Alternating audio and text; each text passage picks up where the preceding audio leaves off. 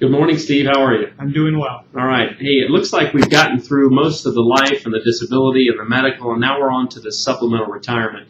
You recall when there was an education session about how the supplemental retirement plans are going to be changing? Yes. Yeah, and it's great news because of the cost has gone down, the investments have improved, but a lot of employees just weren't even aware that this plan even existed. And really what this is all about, as you can see, and does this look familiar, this graph? And so what you know is that during your lifetime, your income goes up, and then you reach this point where mentally you just decide, I've had enough. And the idea behind supplemental retirement is to make sure that when you are at the point mentally that you're ready to move on to the next phase of your life, that financially you're ready to move on to this next phase. And you can see that the majority of the income in this next phase of your life is going to come from teacher retirement. Do you see that? Yes. And then there's also a Social Security component, but it still leaves this gap here between what you are used to living on and what will now be available to you in these two programs with teacher retirement and Social Security. And so you need to fill this gap. Now, the way that you do that in these supplemental retirement plans is you save a small portion of your income over all these number of years, and it goes into this account. Are you familiar with these types of accounts? A little bit, yes. Okay. And so there's three simple steps that you have to do in order to make sure that you get these plans set up right. The first is to set your savings rate. Okay. The second is to set your investments. All right. And the third is to do your beneficiaries. Right. I don't know why I keep forgetting that. All right. So first, in terms of savings rate, I'm looking here at your total income that's provided, and then also it looks like you've got a current savings rate at 3%. We would currently recommend for somebody with your income, number of years of teacher retirement, we would probably recommend somewhere between 3 and 5%. So what do you think? You think you want to leave it at 3, go up a little bit? What are you feeling comfortable with? Can I keep it with what I'm saving right now? Yeah, absolutely. And can I change it if I want to move it up? Excellent question. When it comes to these three things about setting your savings rate, setting your investments, or setting your beneficiaries, you can change all three of these at any time. Okay. I think I'll leave it at 3% right now. Okay, great. So in terms of savings rate, we're at 3%. You get that into the system. Looks like we're just going to leave it right where it is. Okay, next is investments. Now, there's two different ways that we can do investments within this plan.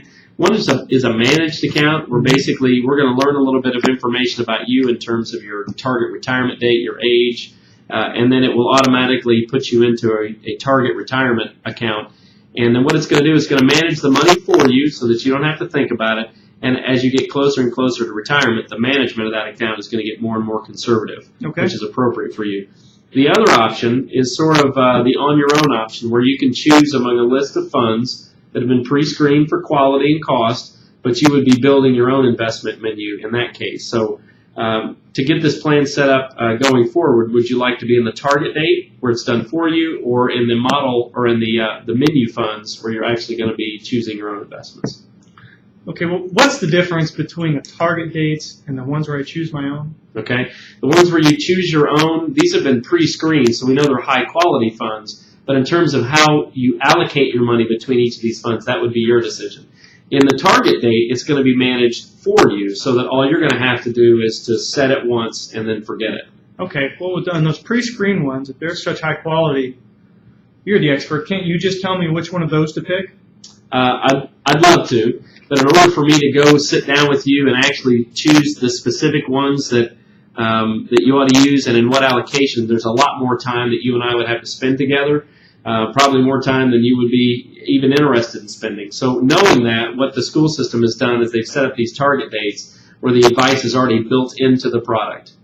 So it's going to know based upon your retirement date, your current age, exactly how you should have your money invested, and it's going to be doing it for you. So if you wanted to go the route of having it invested in a specific allocation among those pre-built funds, you could contact an advisor at a later date, and they can go through this with you. It might take an hour or more in order for them to gather the information to do that. Or if you'd just like for it to be turnkey, sort of, click one button and have it done right, you could do that with the target date. Which would you like to do?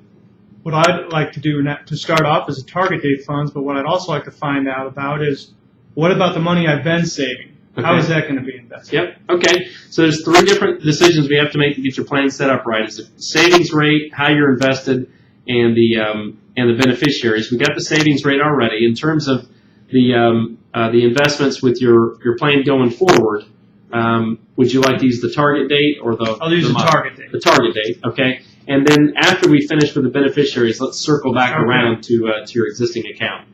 Okay, so we've got the savings rate at 3%. We've got the target rate, the target date fund, and then in terms of beneficiaries, would you like to use your wife as a beneficiary just like you did on your life insurance? Yeah, my wife is primary, and then okay. I like to have my children on there as well. Okay, and I think we had them. Yep, let's pull them in as well. You just want to split it evenly, 50-50 between them. Okay, we've got that.